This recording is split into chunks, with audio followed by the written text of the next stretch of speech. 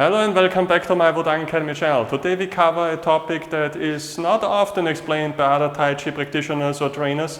Maybe you have seen the situation when a Tai Chi practitioner tries to transit from one position to the other, and then it looks like it's breaking the flow. It's not a natural movement. So today I will tell you how to do smooth transitions according to the Tai Chi principles. We cover this in depth, and of course for your health purpose it will also improve to stabilize your gravity center, stabilize your knee and make them stronger. So I'd say let's get on to it, then you'll see what I'm talking about. Okay, so first I want to show you what is wrong, which most people get wrong the first time. They do often like this. You do 𝐷, punch, and now when they want to transit, they step up, then go, step, then turn, and then go lower again. This is shifting heights, it's not a smooth transition and doesn't look natural. One more time from here. Up, turn, go lower and punch.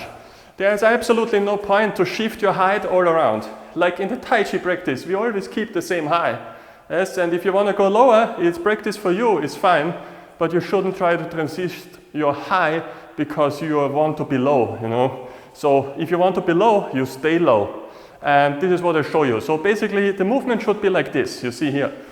You step here, 𝐷, punch. Now turn front leg first, and then turn the back leg, and then push the toe.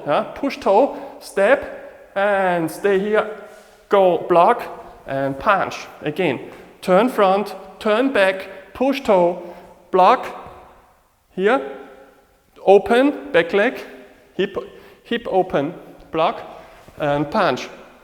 So now I show you the practice in a straight line forward, and again try to focus on my high, as I always stay the same high, and during the transition my gravity center should be quiet on the spot, not shifting forth and back. Yes, this is often a problem also when you try to do the punch.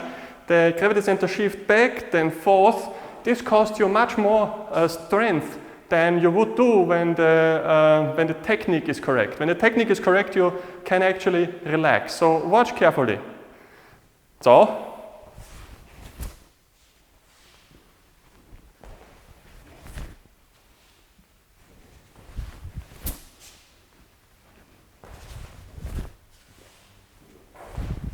Again, you can choose the high what you want for your 𝐷, but you should aim for getting lower and lower to stretch your hip and improve your positions overall.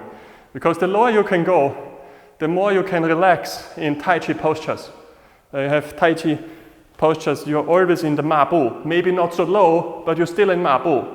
So there's no point in Tai Chi if right now you feel like stretching in your hip, then you need to use power, compensate for your position. You're not relaxed at all, which you usually should be in Tai Chi. So for people who can go lower, this higher position is relaxing. And you shift from 𝐷 and gombo and then stop forward. The same principle applies, meaning the hip keeps turning together with the legs in spiral motion to stay efficient. Not going forth and back with your gravity center is no good. So even in the Kung Fu form, you should practice the Kung Fu form before trying Tai Chi. I show you the principle in the Kung Fu form one more time, now without the punch, so it's easier for you to see. I point my finger to my gravity center one more time. See here. 1, 2.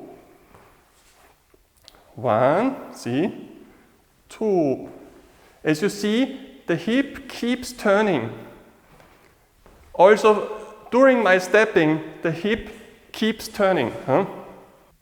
I hope this video made it now more clear what smooth Tai Chi transition is about. I hope you understood also the spiral motion aspect.